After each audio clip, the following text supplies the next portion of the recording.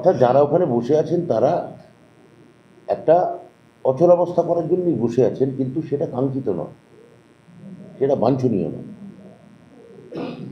যে সরকার, এটা হচ্ছে প্রথম পার্ট, পরীক্ষা দেব না। আর দ্বিতীয় পার্ট হচ্ছে যে পরীক্ষা দেব না, এবং দ্বিতীয় অংশ হচ্ছে সসম্মানে ফেরানো। তা সেটার জন্য তো যত আইনি রিভিউ পিটিশন, আইনি পরামর্শ নেওয়া, ওদের বক্তব্য আমাদের মধ্যে ইনকর্পোরেট করা, ওদের স্কুলের মাইনে সুনিশ্চিত করা, ওরা যাতে স্কুলে কোনো রকম কোনো সমস্যা বা অসুবিধা না পড়েন সেটাকে দেখা, এর সমস্ত পদক্ষেপগুলো তো আমরা নিয়েছি। আমরা ওনাদের মূল যে সমস্যা তার সঙ্গে আমি আমার মাননীয় মুখ্যমন্ত্রী, আমার সরকার গভীরভাবে তাদের সঙ্গে সহানুভূতি সম্পন্ন।